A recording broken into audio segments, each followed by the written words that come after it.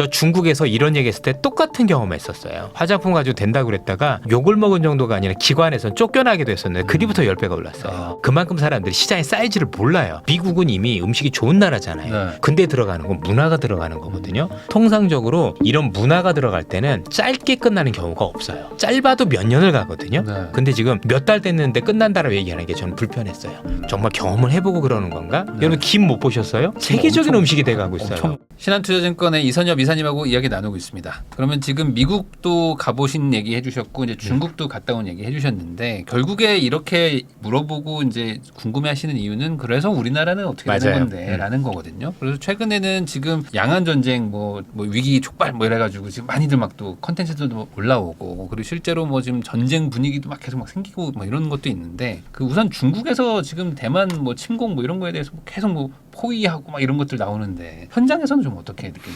별로 그런 느낌은 그런 별로 거 아니에요? 없죠. 예. 그러니까 분명히 나중에 지금 있는 상황이 분명히 안 좋아질 거냐에 대해서는 저희들이 함부로 속단하기는 어렵지만 분명한 건 4, 5년 내는 아니다라는 것만은 분명해 보이는 그 것 같아요. 정도까지는 아니다. 왜냐면 지금 중국이 군사력으로 굉장히 허약합니다. 네. 우리가 알고 있는 거하고는 정말 많이 다르고 혹시 최근에 기사 보셨는지 모르겠지만 중국의 미사일 사령관이 지금 몇 명째 경질된 거 보셨나요? 실제 나가는 미사일이 별로 없어요. 그게 다 부정부패로 돼가지고 근데 그럴 수 어디랑 싸우나요? 미국이 그렇죠? 해야 되는데. 이번에 러시아 우크라이나 전쟁을 통해서 러시아 무기가 카달라고하고 다르다는 걸 많이 느꼈잖아요. 네. 실제로도요. 그래서 지금 당장 중국이 움직이는 건 굉장히 부담스럽습니다. 뭔가 나름대로 제가 볼 땐 준비가 많이 덜 되었다라고 보고 미국에서도 워게임이라는 걸 발표를 하면서 여기에 대한 긴장감을 불어넣었는데 그 시기를 지금 당장은 아니다라고 보고 있고 빨라도 5, 6년 뒤가 않겠느냐라는 얘기들이 많은데 그것도 그때 가봐야지 안다라는 얘기들이 굉장히 많은 것 같습니다. 요즘에 뭐 군합을 엄청나게 찍어내고 있고 또 이제 뭐 그런 것들 많이 한다고는 하지만 뭐 사실 생각해 보면 이제 뭐 군대가 우리도 다 같았지만 군대가 이렇게 효율적인 데는 아니잖아요. 많이 효율적이지 않죠. 거기다 또 이제 부정부패도 맞습니다. 또 중국이 또 심한 것도 있고 할 테니까 우리가 생각하는 것보다 더 심해요. 아마 군대에서 많이 빼먹지 않았을까 이런 것들도 생각해 보면 그래서 이번에 다 걸린 거예요. 그래서 아마 이따 뭐 제 방송을 들으시고 나서 나중에 중국 미사일 사령관 치면 이렇게 해먹었어라는 게 공식해서 그게 얼마 안 됐어요. 네. 올해도 지금 몇 건째 일어나고 있고요. 오죽하겠습니까? 근데 미사일이 안 나가니 뭘 막겠어요, 그죠? 어딜 치겠어요. 당장 전쟁을 한번 해볼까 해서 따져봤더니 이게 도저히 답이 안 맞습니다. 나와. 그리고 이런 얘기를 해도 되는지 모르겠지만 중국의 역사를 보면 중국이 뭔가 크게 다른 나라를 옆으로 그게 크게 침략해서 성공했던 사례가 네. 별로 없었던 것 같아요. 자기들끼리만 이렇게 했지. 예. 그리고 또 하나는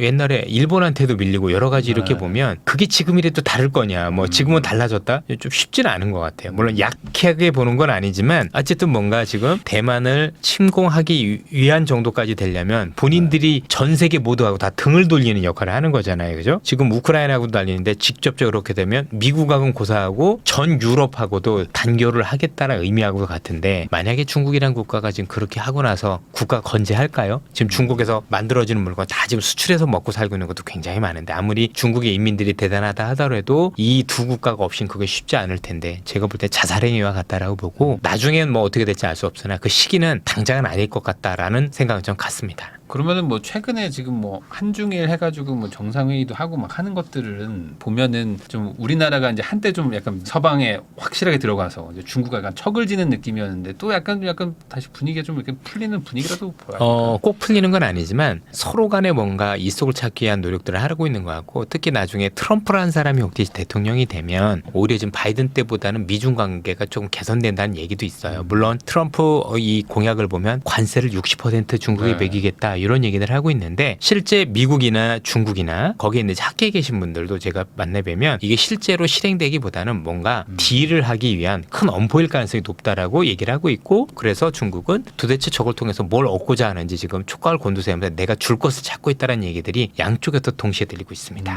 그러면 결국에 이제 우리나라는 지금 뭐 미국과 중국이 뭐 어쨌든 다투고 있는데 그 안에서 지금 나름 잘하고 있는 건가요? 뭐 어떻게 보세요? 잘하고 있다라기보다는 제가 볼 때 방향을 잘 못 잡고 있는 것 같아요. 그러니까 지금 뭘 해야 될지 잘 모르는 거예요. 제가 제일 아쉬운 게 뭐냐면 그러니까 어느 쪽이 잘한다 못한다 이런 건 아닌 것 같고요. 어쨌든 미국이나 중국한테 한국이란 나라는 미국에 대한 정책이 이렇습니다. 또는 중국에 대한 정책이 이렇습니다라고 조금 일관되게 보여주면 중국도 미국도 한국을 대할 때 쟤네들은 생각이 이렇게 가자라고 할 텐데 우리나라가 북한이나 또 또는 중국이나 미국에 대한 정책이 정권마다 너무 확확 바뀌는 거죠. 그러니까 옳다 그르다가 아니라 야당이 집권했을 때 현재 있는 여당이 집권했을 때 여러분들께서도 많이 느끼시겠지만 거의 180도로 확 뒤집어지잖아요. 그러니까 걔들이 볼 때는 미국도 중국도 한국을 못 믿겠는 거예요. 야 니들 정권 바뀌면 또 정책을 확 뒤집을 텐데 뭐 내가 니들한테 뭘 해줄 게 뭐 있어 이런 식이거든요. 근데 최소한 여야 둘이 힘을 합쳐서 미국과 중국에 대해서 한국의 국익이 어떤 쪽에 유리한지 일단은 공론을 할 필요가 있고 그 공론을 통해서 우리는 일관되게 이렇게 당신들한테 접근을 합니다라고 하면 얘들도 거기에 대해서 답을 할 텐데 아니니까 상대가 안 되는 거예요. 진짜로. 그러게요. 하긴 이 내부적으로야 뭐 다툴 수 있지만 사실 그럼요. 외교는 사실 국익을 위해서 그럼요. 한 방향으로 가는 게 맞긴 한데. 예,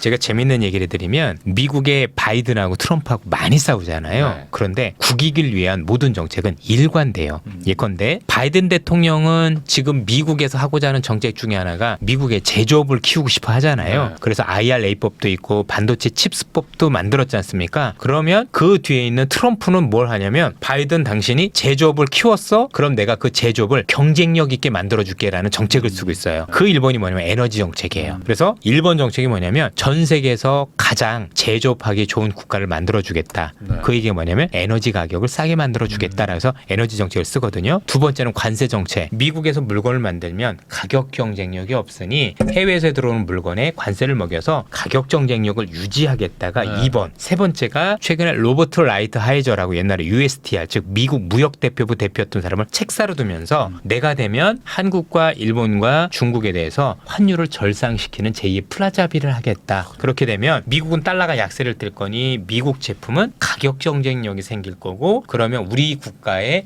훨씬 더 싼 값에 물건을 수출할 수 있으니 사실은 미국이 수출하겠다는 의지를 갖는 거거든요. 네. 중요한 건 그거예요. 바이든이 공장을 지어놓는 걸 트럼프는 지어놓은 공장들이 물건을 잘 팔 수 있는 토대를 만들어준다라는 이 정책의 연속선상에 있다는 걸 우리는 알아야 되는데 우리나라 여야는 빵점이에요. 둘 다 합치가 없어요. 누가 옳다 그르다가 아니라 양당이 뭉쳐서 우리의 국익이 뭔지 고민을 해서 다른 건 다를 수 있지만 요건 우리가 일관되게 가시죠 이게 돼야 되는데 그게 없는 게 너무 아쉬워요. 너무 싸우다 보니까 네. 이제 우선 쟤네가 해놓은 거 다 엎어. 뭐 이런 그렇죠. 식으로 싸워버리면 안 사실 되니까. 우리나라 국회의원분들도 되게 훌륭하신 분들이실 텐데 최소한 국익과 관련해서는 여야 막론하지 않고 일단 싸울 땐 싸우시더라도 네. 핵심적인 부분과 관련해서는 우리의 일관된 의지를 보여주시면 참 어떨까 하는 아쉬움이 있습니다. 훌륭하신 분들인데 좀 더 힘을 내주셨으면 좋겠습니다. 예. 그러면은 우리나라의 어쨌든 뭐 주력은 제조업이긴 한데 맞아요. 근데 이제 뭐 2차 전지도 약간 좀 뭐 전기차가 좀 주춤한 것도 있는 것 같고 이제 반도체 쪽 있는 것 같은데 결국 이 반도체도 AI 관련돼서 지금 이렇게 되는 거 맞습니다. 아닙니까? 예. 우리나라의 어떤 AI 경쟁력이랄까 이거는 좀 어쩔 수 없는 약간 그냥 부품 제조업으로 봐야 되는지 아니면 우리도 AI에서 어떤 뭐 하나의 기회를 잡을 수 있는지 저는 두 가지가 있다고 생각을 하는데요. 어쨌든 이 AI라는 걸 우리가 활용하기 위해서는 일단 제일 먼저 AI와 관련된 인프라가 깔려야 되는데 그 인프라와 관련된 건 전부 다 제조업이신 거지 않습니까? 네. 그게 HBM일 거고 그래서 1차적으로 우리는 거기에 따른 수혜를 본다라고 생각을 해요. 그런데 우리가 일반적으로 알고 있는 AI는 우리가 할 수는 없어요. 우리나라에 있는 네이버를 비롯해서 카카오 같은 좋은 기업들이 있지만 이 기업들이 결국 기술력이 없는 건 아닙니다. 뭐가 없느냐? 돈이 없는 거죠. 많은 분들이 아시겠지만 지금 미국의 빅테크 기업들이 만들고 있는 챗 GPT 같은 이 파운데이션 모델, 기본 모델은 요즘 돈으로 기본 20조 원의 돈이 들어간다라고 합니다. 문제는 우리나라에서 20조 원을 퍼부어서 AI를 만들 수 있는 기업이 아예 없다라는 겁니다. 삼성전자는 할 수 없죠. 왜냐면 그게 내 서버도 있어야 되고 뭐 여러 가지 있어야 되는데 없잖아요. 현대차가 할 수 없는 것처럼 결국 빅테크 기업이 해야 되는데 우리는 그 빅테크 기업들이 20조 원의 돈을 가지고 있지 않거든요. 두 번째는 설령 네이버라는 기업이 정말 훌륭한 기업인데 이 기업이 그걸 만든다고 해도 문제죠. 외국인들이 우리 거 안 쓰면 그 그렇죠. 20조 쓰나마나한 거잖아요. 그래서 안타까운 게 뭐냐면 우리나라가 예전에 IT가 발전하고 플랫폼 경제 올 때만 해도 우리 게 있었어요. 미국에 구글이 있어? 우린 뭐 네이버 하면 되지 됐는데 이 AI로 되면서 이거는 미국도 7개 회사밖에 못해. 그래서 매그니피션트 세븐이라는 단어가 나온 거거든요. 미국도 초거대 기업밖에 못하는 거니 요들 기업 빼놓고는 없거든요. 그럼 우린 뭘 할 수 있느냐? 이 파운데이션 모델이 만들어지면 나중에 이걸 바탕으로 비즈니스 모델을 만들 수 있을 것 같아요. 그 비즈니스 모델을 만드는 예컨대 이런 사례를 들으면 좋겠죠. 구글이 안드로이드라는 엄청난 생태계를 만들어 놓으면서 그걸 바탕 우리나라가 만든 비즈니스 모델이 여러분들 잘 아시는 야놀자 또는 잘 아는 배달의 민족 같은 거잖아요. 이런 것들을 우리가 잘할 수 있을 것 같아요. 그래서 그와 관련된 비즈니스 모델을 새롭게 만드는 건 우리가 되게 잘하는 영역이다. 그건 좀 시간이 지나야 되겠죠. 근데 지금은 우리가 그 인프라를 깔 때 수혜가 되는 인프라 관련 기업들, 그게 반도체죠. 예, 아니면 전력 인프라 관련주도 네. 마찬가지일 거고 그 정도인 것 같아요. 하면 좋겠지만 할 수 없는 예, 부분인데 예. 안타깝지만 우리의 기술력이 없는 게 아니라 제가 그 관련 기업들 관계자분들한테 물어보면 우리도 돈 있으면 할 수 있어요. 충분히 할 수 있는데 그럴 돈이 없는 거죠. 네. 예. 그러니까 뭐 지금 추진하고 있는 회사들이 뭐 돈이 많은 회사이기도 하지만 계속 더 벌기 때문에 사실 그렇죠. 이게 돈으로 경쟁해 버리면 뭐 질 수밖에 답이 없는 없죠. 구조니까. 그러니까 이 모델 자체가 여러분들 이름에서도 나오잖아요. LLM 모델이잖아요. 네. 라지 랭귀지 모델, 엄청난 언어 모델. 이 엄청난 언어 모델 초기 모델 만들 때 원래 7조 원 들어갔거든요. 근데 지금 HBM도 더 많이 해야 되고 네. 데이터도 많이 해도 전기료도 많이 들잖아요. 왜냐면 그 당시에는 글만 학습했지만 지금 멀티모달이라 그래서 영상도 학습하고 이미지도 학습하는데 그러면 이게 더 천문학적으로 들어가는데 그걸 감당할 수 있는 회사는 한국엔 일단 없다라고 보시면 됩니다. 그래서 우리가 기술력이 없는 게 아니라 돈이 없고 혹시 돈 있어서 한다고 해도 우리 비즈니스를 쓸 국가가 없기 때문에 하기가 어렵지 않다. 그래서 안타깝지만 AI는 예속될 가능성이 높다라고 보셔야 됩니다. 클로바는 안 되는 건가요? 예, 쉽지 않습니다. 예.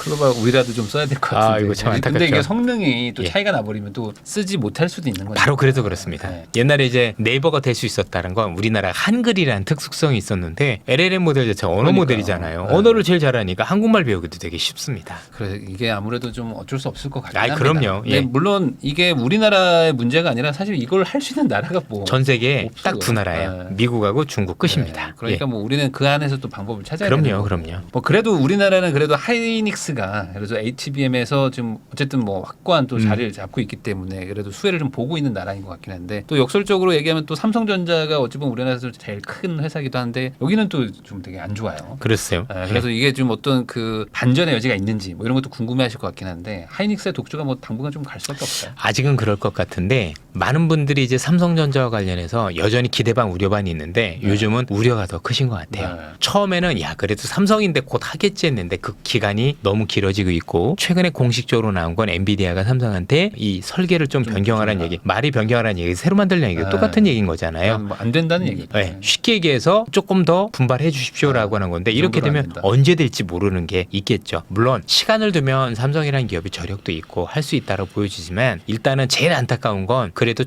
초격차라는 어떤 타이틀을 달고 세계 1위 기업이었는데 일단 D램에서는 벌써 3위 기업이에요. 1등이 하이닉스고 2등이 마이크론. 왜냐면 HBM 둘은 만드는데 못 만들잖아요. 1등이 지금 꼴찌가 돼버린 거예요. 이건 좀 문제가 있는 거죠. 어쨌든 좀 더 힘을 냈으면 좋겠는데 중요한 건 주가 측면에서 보면 HBM을 안 만들어도 주가는 올라갈 수 있을 것 같아요. 왜냐면 현재 HBM 아닌 부분에서도 지금 실적이 되게 좋아지고 있어요. 네. 흔히 레거시 반도체라고 하는데 일반 D램이라든가 낸드 플래시 쪽에서도 실적이 좋아지고 있기 때문에 전 이 가격은 확실히 싸다라고 생각을 해요. 그래서 더 떨어지지도 않을 것이며 추가적인 상승 가능성이 높다라고 보고 있어요. 다만 그 이상 우리가 생각하는 정도가 되려면 HBM이 되면서 거기에 대한 충분한 성장에 대한 어떤 그 포지션을 받아줘야 되는데 그거는 이제 함부로 말할 시기는 이제 지난 것 같아요. 네. 왜냐면 여기서부터는 된다라고 얘기하면 양치기가 되고 네. 안 된다고 얘기하면 국익과 문제가 돼서 사실은 잘 해주기만을 우리가 바랄 수밖에 없지 않은가 이런 사실 생각이 지금 듭니다. 그 말씀하신 것처럼 HBM이 안 돼도 이게 반도체 사이클은 지금 약간 또 이미 상승 사이클이잖아요. 엄청난 사이클이 들어오기 네. 시작을 해서 그것만 놓고 해도 주가는 오르는데 문제는 없을 것이다. 다만 올해 내내 경험하셨지만 HBM 한 회사와 하지 않은 회사의 주가 차이가 얼마나 나는지 보셨잖아요. 네. 그렇죠? 그럼 투자자들은 선택하기가 쉽진 않죠. 그게 어찌 보면 약간 미래의 가능성에 대한 좀 실망감도 예, 있을 그렇죠. 수 있을 것 같기도 하고. 어떻게 보면 저는요 이번에 삼성전자를 보면서 느낀 건 뭐냐면 사람들이 이 기업에 대한 맹목적인 맹신은 버려야 되겠구나. 그러니까 네. 어떤 좋은 기업이라도 꾸준히 기술 개발을 하고 또 시장의 트렌드를 잘 따라가는 기업은 괜찮겠지만 사실은 이런 게 한번 무너질 수도 있기 때문에 꼭 우리가 점검이 필요하지 않을까. 많은 분들이 이렇게 얘기하세요. 제가 뭐 삼성전자를 알면 얼마나 알겠습니까마는 전자가 왜 이렇게 됐을까요? 라고 하는 데 대해서 어떤 질문들을 많이 하시냐면 지금 잘 보시면 글로벌적으로 AI를 제일 잘하는 국가가 어이없게도 다 대만이에요. 젠순환, 네. 그죠? 리사수 아니면 TSMC. 희한하지 않습니까? 인도도 아니고 인도가 IT 제일 잘한다든지 사실 대만이 제일 잘하고 있거든요. 대만은 불과 얼마 전까지 반도체와 관련해서는 우리한테 경쟁력이 떨어지던 회사인데 잘 된다라는 거죠. 근데 세상이 바뀐 게 뭐냐면 삼성전자의 제가 알고 있는 방식은 뭐냐면 기술을 선도하는 거였던 하는 거라고 알고 있습니다. 네. 그렇죠? 몇 나노하고 뭐 게이트 어라운드 하고 뭐 핀팩 공정이 있고 그래서 공정을 내가 먼저 쫙 앞서 놓으면 다른 애들이 내가 이 좋은 공정으로 더 좋은 D램을 더 전기도 덜 만들었으니 사가세요라고 하는 거였어요. 그때는 뭐냐면 반도체라는 게 맞춤형이 아니라 기성복이었었을 때예요. 그런데 잘 아시는 것처럼 기성복이 아닌 맞춤 양복을 우리는 파운드리라고 부르지 네. 않습니까? 내 고객사들이 원하는 대로 만들어주는 거. 근데 HBM은 맞춤형이에요. 네. 세상이 바뀐 거예요. 그러면 맞춤형 반도체를 만들 때는 어떻게 해야 되냐면 무조건 이걸 서비스 마인드가 돼야 돼요. 내 고객들이 원하는 게 뭐지? 엔비디아는 나한테 뭘 원하지? 퀄컴은 나한테 뭘 원하고 애플은 나한테 어떤 칩을 원하지? 그럼 이 기업들과 굉장히 대화를 하면서 이 기업들이 원하는 거에 대해서 내가 그러면 그렇게 잘 맞춰드릴게요. 거기에 대한 최적화된 반도체를 만들어드리겠습니다라는 저자세가 필요해요. 근데 삼성전자는 제가 볼 때는 아닌 것 같아요. 여전히 내가 기술을 선도할 테니 당신이 따라오겠어요. 이건 기성복대 마인드거든요. 요 생각을 서비스업 중심으로 고객 중심으로 바꿔야 되지 않느냐. 그래서 TSMC의 표어가 뭔지 아시잖아요. 고객과 경쟁하지 않는다. 그래서 저는 바뀌어야 된다고 생각을 해요. 바뀌려면 사람을 바꿔야 된다고 생각을 해요. 네. 그래서 이번에 사장님 바꾸셨잖아요. 그래서 기대가 큽니다. 아마 그 바꾸셨다는 얘기는 나름대로 저 같은 사람도 알 정도니 거기서 몰랐을 리는 없을 거고 변하겠다는 의지로 표현을 보여줘서 아마 어떻게 바뀌는지 우리가 조금 더 지켜보면서 삼성전자를 평가할 필요가 있다고 생각이 드네요. 그러면 이제 이사님 얘기를 들어보면은 어찌됐든 간에 미국에서 AI의 어떤 그런 좀 강세는 좀 당분간 좀 갈 것이고 그러면 이제 엔비디아도 뭐 지금 이제 이렇게 좀 실적이 받쳐주기 때문에 간다고 치면은 그거에 또 수혜가 이제 하이닉스 아니겠습니까? 네. 어찌됐든 간에. 그럼 네. 뭐 하이닉스에도 미래는 좀 당분간 좀 좋다고 봐요. 그렇다라고 봐야 되겠죠. 그러니까 하이닉스가 흔들릴 수 있는 배경은 하나죠. 뭐 나중에 삼성전자가 잘 되면 그동안 독주를 노리던 게 이제 그죠? 독점에 대한 프리미엄이 줄어들 거니 그게 문제인 거지. 여전히 뭐 잘 할 수 있다라고 판단을 해야 될 것 같아요. 네. 그리고 많은 분들이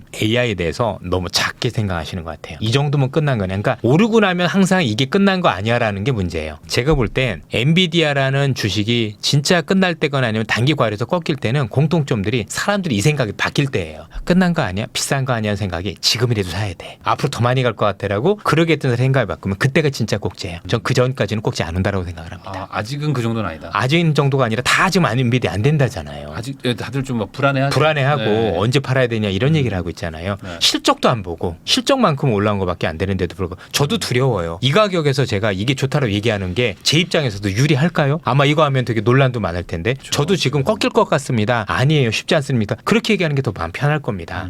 그러나 그게 과연 맞는지 저는 어디서 그런 힌트를 많이 얻었냐면 AI와 관련해서 논평을 했던 분이 있어요. 워렌 버핏. 워렌 버핏이라는 훌륭한 분이 AI와 관련해서 핵무기로 표현하신 거 보셨을 거예요.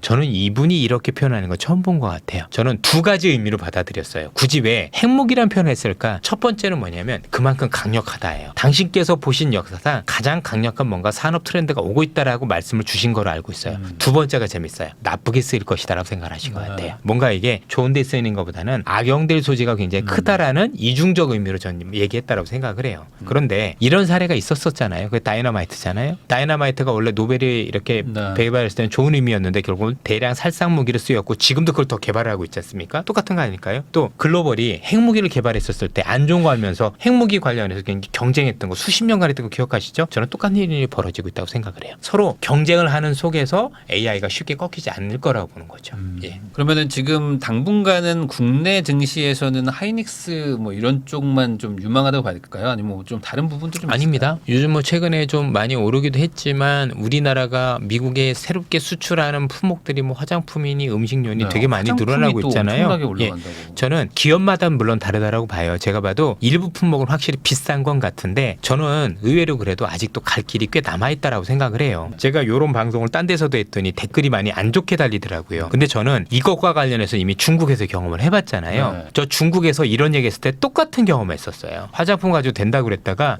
욕을 먹은 정도가 아니라 기관에서는 쫓겨나기도 했었는데 그 뒤부터 10배가 올랐어요. 그만큼 사람들이 시장의 사이즈를 몰라요. 안 가봐서 그래요. 가보고 나면 기업마다 확실히 달라요. 지금 뭐 너무 많이 올라서 끝난 기업도 있겠지만 제가 볼 때는 의외로 선전하면서 시장 포지션을 커갈 수 있는 기업들이 아직도 기업은 제가 밝힐 수는 없겠지만 여러 가지 기업들이 남아있다고 생각을 합니다. 결국에 어떤 뭐 한류 뭐 K컬처 뭐 이런 거 관련해 가지고 이제 워낙 익숙해지기 때문에 그럼 나도 좀 뭐 따라 좀 하고 싶다 하면서 그럼요. 화장품 이런 것들 이게 어마어마하다. 미국이 들어간 거하고 중국에서 들어갈 때하고는 달라요. 뭐냐면 중국 중국에서 우리나라 음식료가 떴었을 때는 똑같은 건 일단은 한류라는 게 있었지만 다른 건 뭐였냐면 중국에서는 세이프티로 들어갔어요. 뭐냐면 중국 음식을 못 믿겠다 이거야. 중국에서는 옛날에 고기도 가짜도 있었고 네. 쌀도 가짜도 있었고 그래서 음식에 대한 불신이 컸는데 한국 건 되게 믿을만 했거든요. 요게 또 엄청났었지만 미국은 이미 음식이 좋은 나라잖아요. 네. 근데 들어가는 건 문화가 들어가는 거거든요. 통상적으로 이런 문화가 들어갈 때는 짧게 끝나는 경우가 없어요. 짧아도 몇 년을 가거든요. 네. 근데 지금 몇 달 됐는데 끝난다라고 얘기하는 게 저는 불편했어요.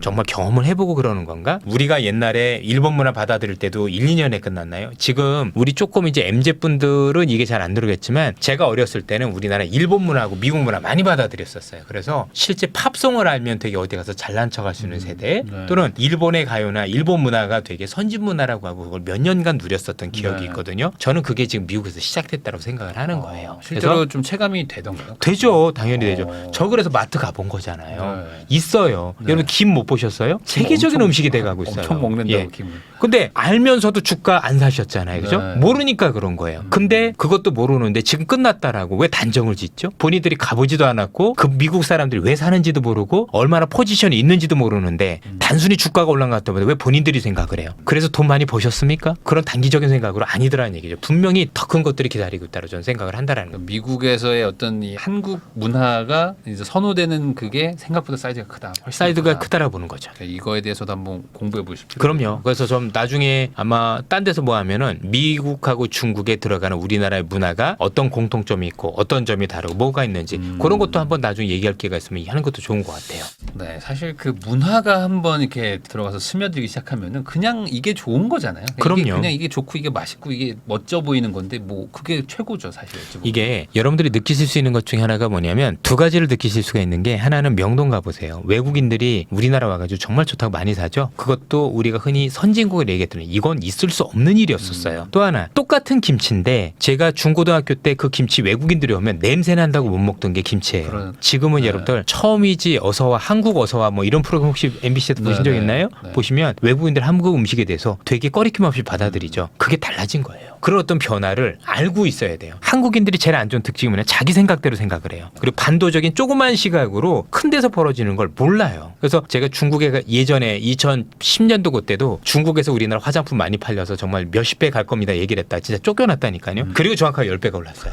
그리고 어떤 경우 20배씩 올라. 그 뒤부터라도. 왠 저는 대륙 가서 사이즈를 본 거고 이번에도 미국 가서 본 거잖아요. 그러니까 가보고서 한번 얘기를 했으면 좋겠고 가봤는데도 아니다라면 제가 이견이 없어요. 근데 미국 가면은 가가지고 관광지 가지 마트 가는 사람이 있나요? 일명도 없잖아요. 그죠? 네. 시장 조사도 한 번도 안 해보고 그렇게 단정 지을 필요는 없다라는 거죠. 아, 그럼 생각보다 또 국내 기업들이 또 뭐 AI 이런 것뿐만 아니라 네. 한국 문화 관련된 그런 또 연계된 소비 이런 것들 종목도 한번 볼 필요도 있다. 그러니까 요즘은 주제가 이렇게 귀결이 되는 것 같아요. AI가 됐든 뭐가 됐든 수출은 수출 기업인데 미국 가는 거. 이게 공통점인 것 같아요. 불닭볶음면 같은 거. 네. 불닭도 지금 미국에서 난리지만 여전히 중국에서 더 많이 팔리고 있는 거 알고 계세요? 중국이 없으면 그 시점 안 나와요. 네. 중국이 여전히 더 많아요. 네. 그리고 더 중요한 거 뭐든지 미국에서 유행하는 게 중국에서 유행을 먼저 시작했다는 공통점이 있어요. 아, 중국에서 한 개 미국으로 가요. 예, 맞습니다. 오. 중국에서 성공했던 그게 또다시 미국에서 불닭도 중국에서 먼저 성공한 거예요. 그래서 대대적으로 번지고 그게 미국으로 간 거거든요.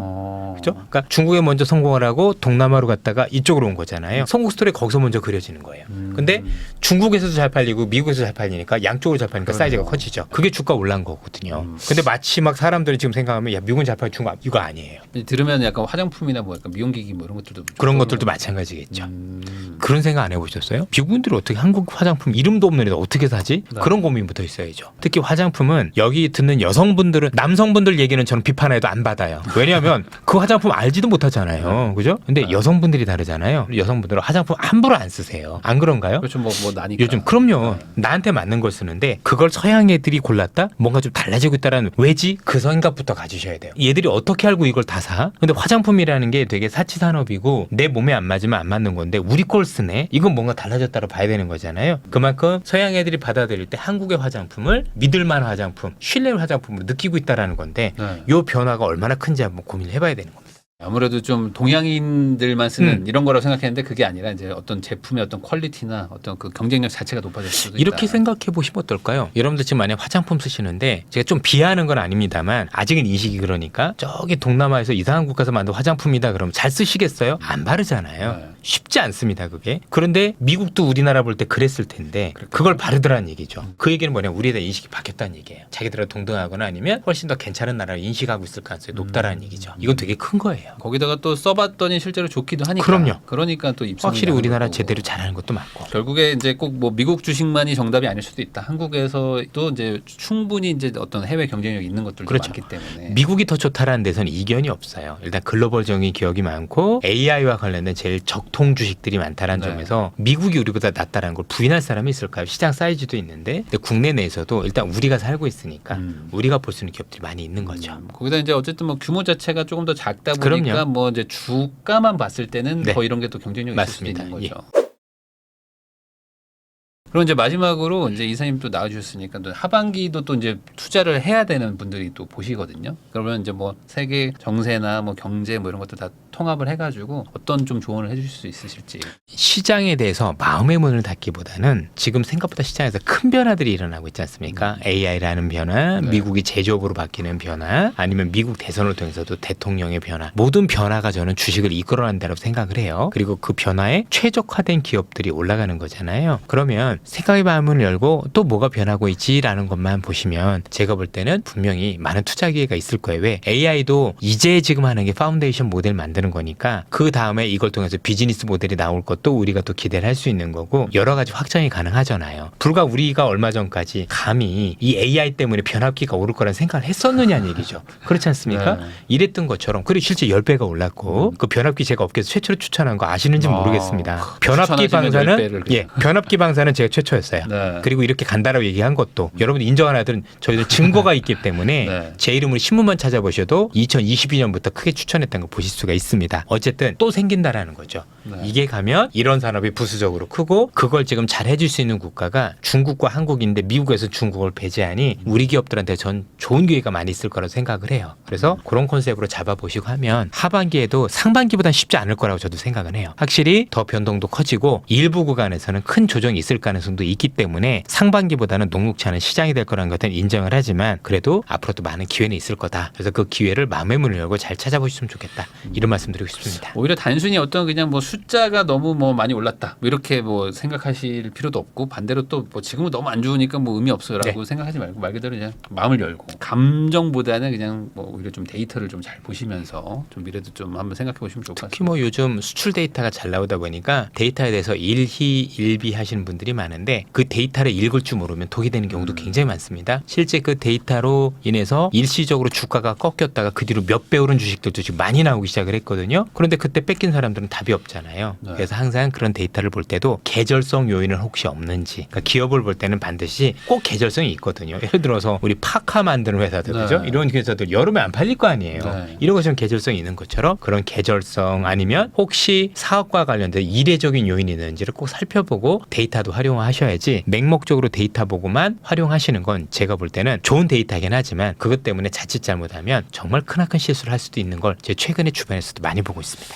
맞습니다. 하지만 결국에 이제 투자라는 게 뭐 쉽진 않은 거죠. 어려워요. 쉽지 않고 네. 돈 버는 게 이게 쉬운 일은 아니지만 결국에 이제 반대로 생각하면 내가 너무 또 과도하게 걱정하는 거일 수도 있고 반대로 너무 낙관적일 수도 있기 때문에 사실 그 두 가지를 제일 조심하는 게 어찌 보면 또 투자에서 좀 네. 핵심이지 않을까. 그래도 돈 버는 쪽은 그래도 조금 더 낙관적인 쪽이 그럼요. 돈을 더 버는 것 항상 같아요. 낙관주의자가 네. 돈을 벌고 비관주의자들은 이제 어쩔 수 없이 좋기를 놓치는 것도 있으니까요. 네, 지금까지 신한투자증권의 이선엽 이사님과 함께 뭐 다양한 얘기를 해봤습니다. 특히 이제 갔다 오셔가지고 이제 미국, 중국도 얘기를 해주시고 또 한국과의 또 연계 얘기도 해주셨기 때문에 또 투자하시는 분들한테 많은 도움이 되셨을 것 같고 저도 뭐 부동산 투자를 하는 사람이지만 또 이제 세계 경제나 이런 것들도 들으면서 저도 좀 어떻게 해야 될지 약간 좀 감도 좀 오는 그런 시간이었던 것 같습니다. 귀한 시간 내주셔서 시청해주셔서 다시 한번 감사하다는 말씀 전하면서 저도 마무리하겠습니다. 이사님 다시 한번 나와주셔서 감사드립니다. 고맙습니다.